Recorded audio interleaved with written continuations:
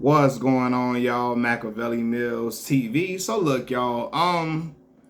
The other day, some days ago, I saw Devin Haney saying he want to get it back in blood. He want to get back in there and fight Ryan Garcia again. Ryan Garcia got to pay for him, taking Osterin, whatever, right? And say, oddly enough, I got Devin Haney winning a rematch in that fight, and I got him winning that fight by unanimous decision. Now, of course, he cannot keep getting hit with a hook over and over again. He's going to have to improve his defense. He's going to have to work on some things. But I think he can beat him unanimously. Why do I say that? In that fight, nearly every round that Ryan Garcia didn't get a knockdown in, Devin won those rounds. He won those rounds. The problem was, after Devin got hurt, the first round he got caught. He kept trying to get it back in blood. He kept trying to focus on getting his get back for him getting hurt and getting wobbled in the ring. So he kept trying to step forward and kept trying to deliver out vicious blows to Ryan. It was not hurting Ryan the way Ryan's punches was hurting him. So it did not work in his favor because Ryan was still punching even though Devin was still throwing his punches. Ryan was still punching in the midst of that. It wasn't keeping Ryan honest to where like he wanted it to, right? So the game plan is to fight from the outside, Devin. You're the better boxer. He's a far better boxer than Ryan. It's a narrative going around that Ryan outboxed Devin. That's not true. He did not. He hit him with power shots, and that's what won him the fight. Power shots where he got the knockdowns. Without those knockdowns, he does not win the fight. If the fight, that's the point I'm making is that he didn't outbox him. If you outbox somebody, you can win rounds without getting the knockdown.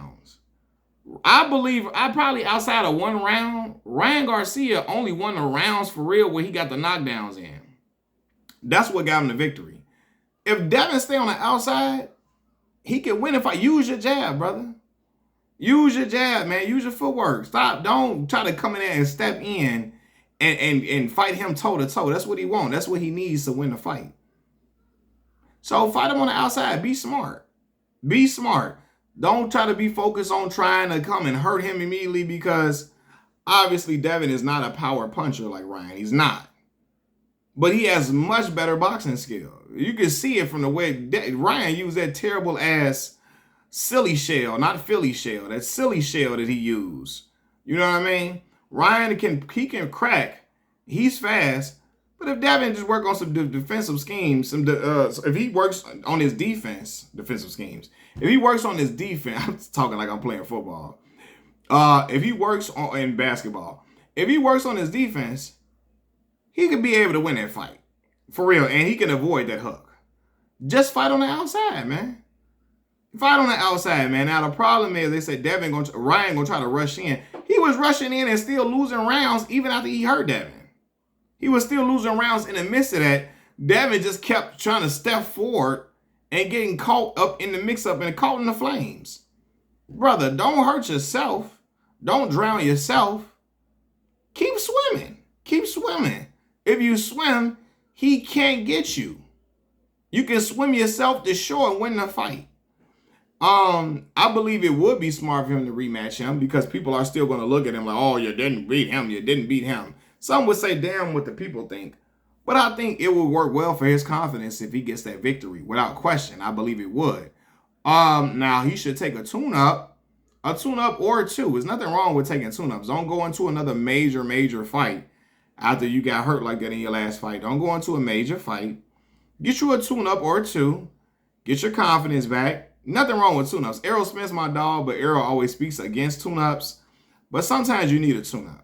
You need a tune-up to sharpen your skills, to make sure you're back at where you want to be at, to make sure you knocked off the ring rust, and that you're equipped to still put forth a great performance going forth. You know what I mean? To work on things, to sharpen things up, to see where you at.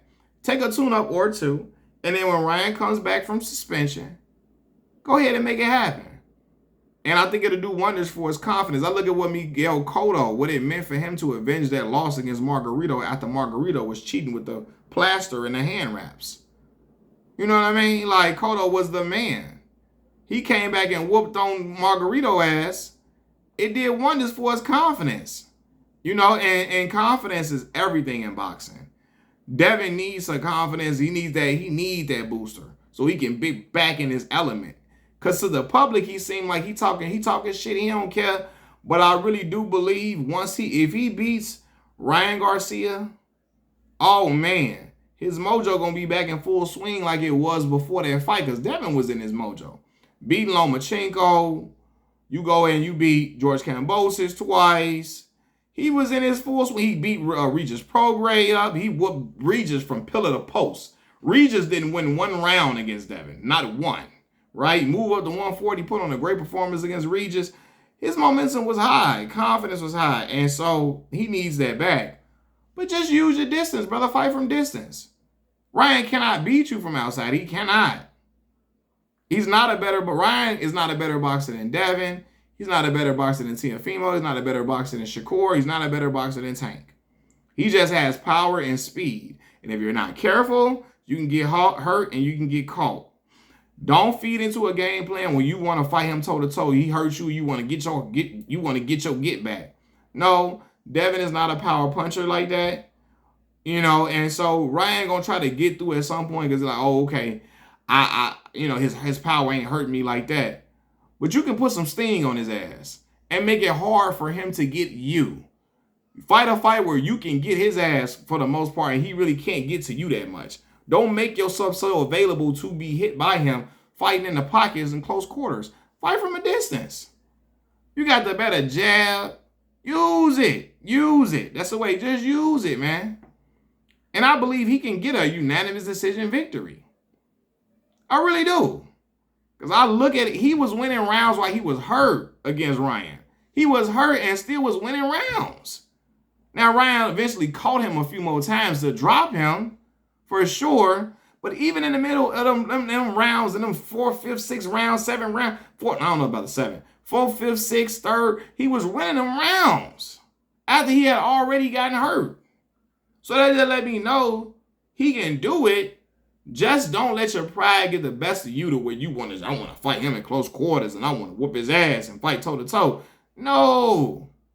Use your superior boxing skill to make it a hard fight for Ryan and where you can cruise to victory and be in control. You know what I mean? And they're going to work on that, I'm sure. Work on his defense for sure. Sharpen things up without question. And he'll be back. But I believe if they fight again, Devin beats Ryan unanimous decision. I got Devin winning by unanimous decision. They fight again.